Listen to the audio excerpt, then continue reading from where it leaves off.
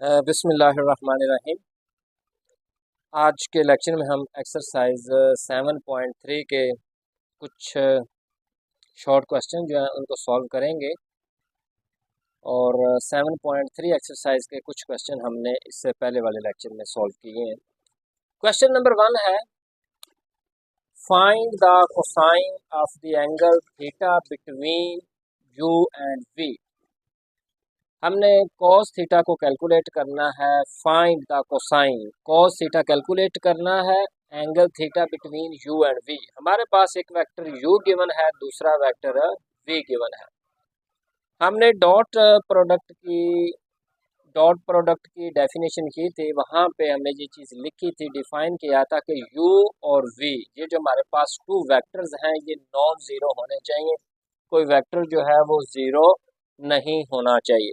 यहाँ पे आप गौर करें, हमारे पास u भी नॉन ज़ीरो वेक्टर है और v भी एक नॉन ज़ीरो वेक्टर है। जब हम इसका सोल्यूशन देखते हैं, we know that by definition of dot product u dot v is equal to u magnitude v magnitude cos of theta. u हमारे पास एक नॉन ज़ीरो वेक्टर है और v भी हमारे पास एक नॉन ज़ीरो वेक्टर है। तो इसको डिफाइन किया जाता है u dot v is equal to u magnitude v magnitude into cos of theta. u की जगह पे मैंने u की वैल्यू रिप्लेस की है, डॉट v की वैल्यू रिप्लेस की है। और किसी भी वेक्टर की मैग्नीट्यूड कैसे कैलकुलेट की जाती है, ये लेक्चर नंबर 1 में हमने इसको डिस्कस किया है। जो भी हमारे पास आई जे के यूनिट वेक्टर है, इसके जो कंपोनेंट होंगे हमने इसका स्केयर भी लेना है और अंडर रूट भी अप्लाई करना है। आई का जो कंपोनेंट है वो 3 है, तो मैंने 3 स्केयर किया, प्लस जे कंपोनेंट 1 है तो मैंने 1 का स्केयर किया है, और के कंपोनेंट -1 है तो मैंने -1 स्केयर किया under root dot into v magnitude. V की मैग्नीट्यूड करेंगे, आई यूनिट वेक्टर का कंपोनेंट है 2 तो मैंने 2 का स्केयर लिखा है, और जे यूनिट वेक्टर का कंपोनेंट है -1 तो मैंने -1 का स्केयर लिखा है, और के यूनिट वेक्टर का कंपोनेंट है 1 तो मैंने 1 स्केयर लिखा है और अंडर रूट अप्लाई किया। यहाँ पे मैं फिर एक बात रिपीट करता हूँ, अगर आप अलजबरे की दुनिया में हैं तो फिर हम इसको बोलेंगे कोफिशेंट्स, अददी सार। लेकिन वेक्टर में जब आप इसको स्टडी करेंगे तो कोफिशेंट नहीं बोलेंगे। ये हमारे पास आई यूनिट वेक्टर का कंपोनेंट है, ये जे का कंपोनेंट है और ये के का कंपोनेंट है, तो इसको हम बोलते हैं कंपोनेंट्स। ये हमारे पास ऑर्डिनरी वेक्टर, एक आम वेक्टर है। मैं फिर ये बात रिपीट करता हूँ, सबसे पहले लेक्चर में हमने पढ़ा था, अगर हमारे पास कोई ऑर्डिनरी वेक्टर है, आम वेक्टर है, उसके जो कंपोनेंट होंगे वो हमें देंगे डायरेक्शन रेशो। और अगर हमारे पास कोई यूनिट वेक्टर है तो यूनिट वेक्टर के जो कंपोनेंट्स होते हैं वो हमें देते हैं डायरेक्शन कोसाइन। ये फर्क है, एक यूनिट वेक्टर है, एक ऑर्डिनरी वेक्टर है। ऑर्डिनरी वेक्टर के कंपोनेंट जो हैं वो हमें डायरेक्शन रेशो देंगे, और यूनिट वेक्टर के जो कंपोनेंट हैं वो हमें देंगे डायरेक्शन कोसाइन।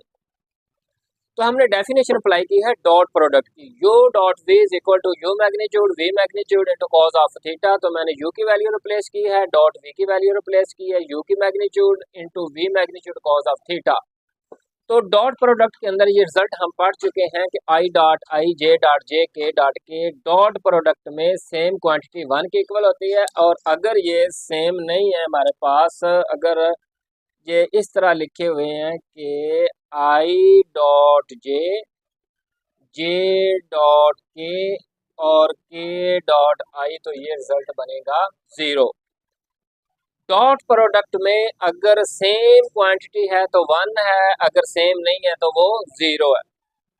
जब हम आई का आई से डॉट लेंगे तो ये बनेगा 1। 3 को मैंने मल्टीप्लाई किया 2 से 6 इंटू आई डॉट आई, और आई डॉट जे भी 0 बन गया और आई डॉट के भी 0 बन गया। फिर मैंने जे का डॉट लिया है, आई के साथ ये 0 बन गया, और लेकिन जे के साथ डॉट 0 के इक्वल नहीं है, ये किसके इक्वल होगा? 1 के इक्वल होगा।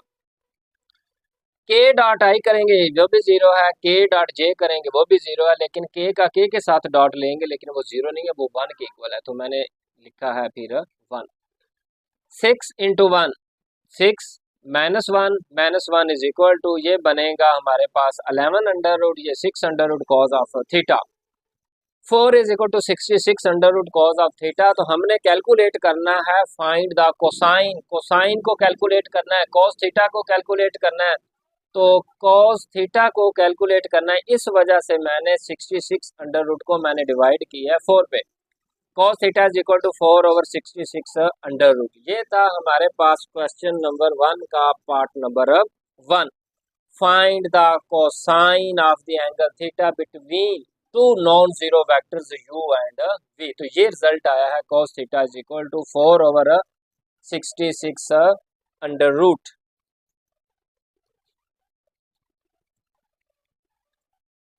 सिमिलरली इसका पार्ट नंबर 2, 3 और 4 इसी पैटर्न पे आपने खुद करना है, मैंने लिखा हुआ है similarly part 2, 3 and 4 do yourself. Question number 2 है calculate the projection of vector A along vector B and projection of vector B along vector A. Question number 2 में हमने दो चीजें कैलकुलेट करनी है, projection A along B and projection B along ए।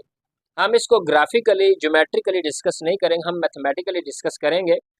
इसका formula होता है projection of A along B, तो इसको लिखा जाएगा A vector dot B vector over B magnitude. Along के बाद जो भी वेक्टर होगा उसकी हम मैग्नीट्यूड कैलकुलेट करेंगे। अगर अलोंग के बाद ए होता तो मैं ए की मैग्नीट्यूड लिखता, लेकिन यहाँ पे लिखा हुआ projection of vector A along vector B. तो इसको किस तरह डिफाइन किया जाता है, vector A dot vector B over B magnitude.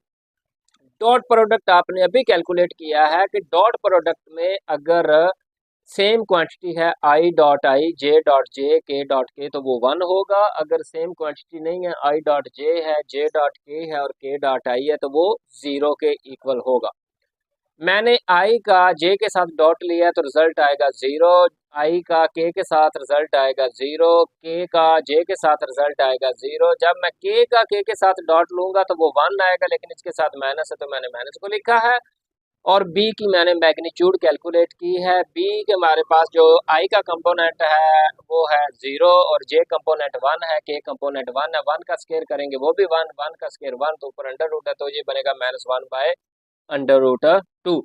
ये रिजल्ट आया मेरे पास projection of vector A along vector B is equal to -1 by 2 under root.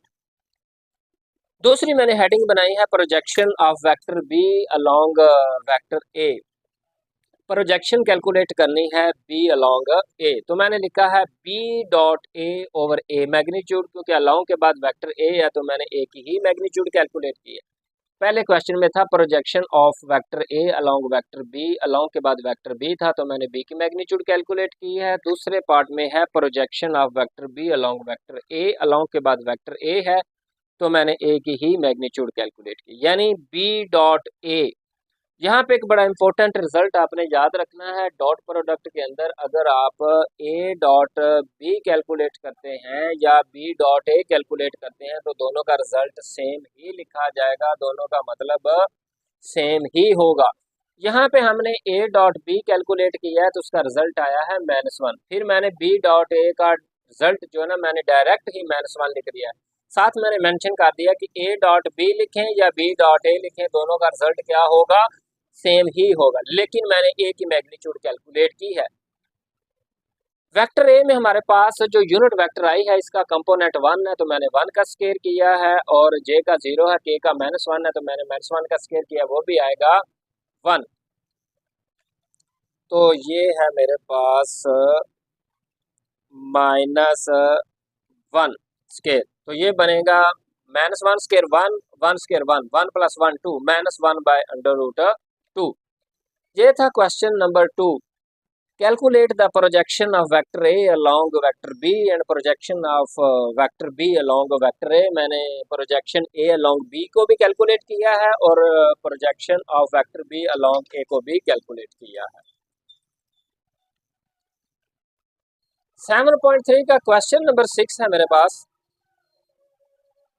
Show that the vectors, 3 vector given है। पहले वेक्टर को मैंने वेक्टर ए का नाम दे दिया है, वेक्टर बी का नाम दे दिया है, फिर तीसरे को मैंने वेक्टर सी का नाम दे दिया, फॉर्म आर राइट ट्राइंगल।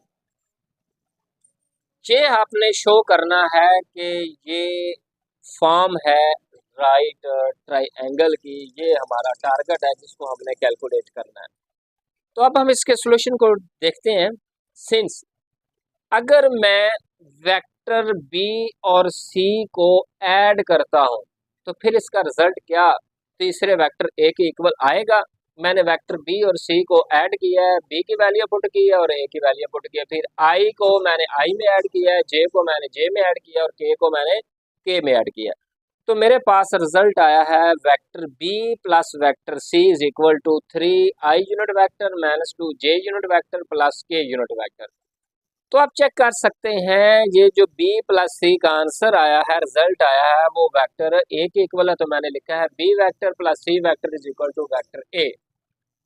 हमारे पास वेक्टर ए गिवन है, बी गिवन है, सी गिवन है, मैंने उनको ऐड किया तो रिजल्ट आया तीसरे वेक्टर के बराबर। तो इसका रिजल्ट बनेगा so vector A, vector B and vector C are sides of a triangle.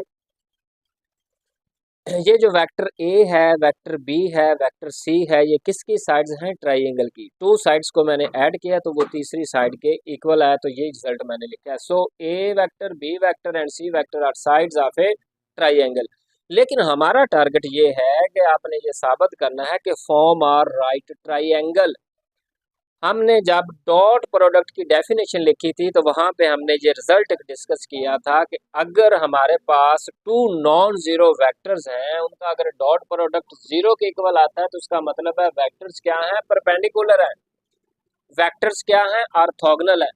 अगर टू नॉन जीरो वेक्टर्स का डॉट प्रोडक्ट जीरो के इक्वल आता है, उसका मतलब है वहां पे एंगल बनेगा 90 डिग्री। अगर एंगल 90 डिग्री है उसका मतलब है राइट ट्राइंगल। अगर एंगल 90 डिग्री है तो उसका मतलब है वेक्टर्स जो हैं वो आपस में क्या हैं? परपेंडिकुलर हैं, ऑर्थोगोनल हैं। तो मैंने पहले बी और सी को ऐड किया है तो रिजल्ट आया है ये कि अब मैंने ए का सी के साथ मैंने डॉट लिया है। अब चेक करते हैं, अगर ये डॉट प्रोडक्ट जीरो के इक्वल आता है तो फिर इसका मतलब है ये परपेंडिकुलर है, परपेंडिकुलर तो इसका मतलब है ये फॉर्म बनती है राइट ट्राइंगल की। ए डॉट सी मैंने वेक्टर ए की वैल्यू पुट की है, डॉट वेक्टर सी की वैल्यू पुट की, उसी पैटर्न पे मैंने डॉट प्रोडक्ट लिया है। साथ मैंने ये रिजल्ट मेंशन किया है कि I dot I, J dot J, के डॉट के 1 है, आई डॉट जे डॉट के डॉट आई, उसका रिजल्ट क्या बनेगा? 0। तो मेरे पास ए डॉट सी का रिजल्ट आया है 0। तो फाइनल मैंने रिजल्ट लिखा है since side A and C are perpendicular, अगर टू नॉन जीरो वेक्टर्स हमारे पास मौजूद है, उनका डॉट 0 है, तो उसका मतलब ये है कि ए और सी क्या है? परपेंडिकुलर है। वेक्टर ए और वेक्टर सी आपस में क्या है? ऑर्थोगोनल है। And vector A, vector B, vector C are sides of a triangle. So given sides are of a right triangle. तो ये फॉर्म बन गई हमारे पास राइट ट्राइंगल की, क्योंकि डॉट प्रोडक्ट 0 के इक्वल आया, इसका मतलब एंगल 90 डिग्री है। एंगल 90 डिग्री है तो वो राइट ट्राइंगल को शो करेगा। इसका पार्ट नंबर 2 है, यहाँ पे कोई वेक्टर गिवन नहीं है, यहाँ पे पॉइंट्स गिवन है। पहला पॉइंट P है, दूसरा Q है, तीसरा R है। पॉइंट P Q R की अगर हम बात करते हैं तो पहला जो कंपोनेंट है ये I यूनिट वेक्टर का है, दूसरा J का है, तीसरा K का है। पहला I यूनिट वेक्टर का कंपोनेंट है, दूसरा J का है, तीसरा K का है। सिमिलरली R में ये I यूनिट वेक्टर का कंपोनेंट है, ये J यूनिट वेक्टर का कंपोनेंट है और ये K यूनिट वेक्टर का कंपोनेंट है। आपने जाहिर क्या करना है, शो क्या करना है, प्रूफ क्या करना है, कैलकुलेट जो चीज़ करनी है वो है form of a right triangle. उसी पैटर्न पे हम इसको सॉल्व करेंगे। हमारे पास पॉइंट हैं 3 पी क्यू आर। तो सबसे पहले मैंने वेक्टर पी क्यू को कैलकुलेट किया by head to tail rule. Vector P Q को हम लिखेंगे O Q minus O P. ये सारी चीज़ें हम प्रीवियस लेक्चर्स में डिस्कस कर चुके हैं। पहले मैंने लिखा है वेक्टर ओ क्यू, क्यू में हमारे पास है 4i unit vector plus j unit vector plus 4k unit vector, तो मैंने ये लिखा है। उसके बाद है माइनस ओ पी, तो p के कंपोनेंट हैं i यूनिट वेक्टर का, ये कंपोनेंट है, ये j का और ये k का, तो मैंने इसी तरह ही लिखा है i plus 3 j plus 2k। फिर माइनस को मैंने टर्म बाय टर्म मल्टीप्लाई किया है, आई कंपोनेंट को आई में ऐड किया है, जे को जे में, के को के में, तो मेरे पास फाइनल रिजल्ट आया है वेक्टर पी क्यू का 3i minus 2j plus 2k। पहला रिजल्ट मेरे पास आया है वेक्टर पी क्यू का। दूसरा मैंने कैलकुलेट करना है vector Q R. By head to tail rule इसको हम लिखेंगे O R minus O Q. उसी पैटर्न पे आर हमारे पास जो पॉइंट मौजूद है, ये आई कंपोनेंट है, ये जे है और ये के है। मैंने लिखा है 6i plus 5j plus 5k minus, और क्यू की वैल्यू मैंने पुट की है 4i प्लस जे प्लस 4k। माइनस को टर्म बाय टर्म मैंने मल्टीप्लाई किया है, उसके बाद आई को मैंने आई में ऐड किया है, जे को जे में, के को के में, तो क्यू आर वेक्टर जो है हमारे पास वो आया है 2i प्लस 4j प्लस के। तीसरा वेक्टर, क्योंकि हमारे पास पॉइंट 3 है, पॉइंट पी है, क्यू है, आर है। सबसे पहले मैंने कैलकुलेट किया है पी क्यू को, फिर मैंने किया है क्यू आर को। तीसरे नंबर पे मैंने कैलकुलेट करना है पी आर को by head to tail rule. इसको हम लिखेंगे O R minus O P. हमारे पास आर के पॉइंट आर भी गिवन है, पॉइंट पी भी गिवन है, फिर इसके कंपोनेंट्स आई जे के फॉर्म में मैंने लिखे हैं। वेक्टर पी आर हमारे पास बनेगा 6i plus 5j plus 5k minus i plus 3j plus 2k। Minus को मैंने टर्म बाय टर्म मल्टीप्लाई किया है, और आई को मैंने आई में ऐड किया है, जे को जे में और के को के में, तो मेरे पास रिजल्ट आया है 5i plus 2j plus 3k। ये रिजल्ट हमारे पास रिपीट हो गया है। ये हमारे पास रिजल्ट पहले आया था वेक्टर क्यू आर का। पी आर वेक्टर को मैंने कैलकुलेट किया है, तो इसका रिजल्ट आया है वेक्टर क्यू आर। तो इसका मतलब ये है कि अब आपने एक कंडीशन तो सेटिस्फाई कर लिया। अब दूसरी कंडीशन ये है कि मैंने वेक्टर पी क्यू का डॉट लिया है वेक्टर क्यू आर से। अगर ये जीरो के इक्वल आएगा तो फिर ये परपेंडिकुलर होंगे, ऑर्थोगोनल होंगे, अदरवाइज ऑर्थोगोनल नहीं होंगे। मैंने वेक्टर पी क्यू का डॉट लिया है वेक्टर क्यू आर से, तो सिंप्लीफिकेशन के बाद इसका रिजल्ट आया है 0। यहाँ पे भी वही मैंने रिजल्ट अप्लाई किए, I dot I, J dot J, के डॉट के 1 है, आई डॉट जे, के डॉट के डॉट आई, वो किसके इक्वल है, वो 0 के इक्वल है। तो इसका फाइनल रिजल्ट बनेगा हमारे पास जो पॉइंट गिवन है, हमारे पास जो पॉइंट P गिवन है, पॉइंट Q गिवन है, पॉइंट R गिवन है। Point P Q R are vertices of a right triangle.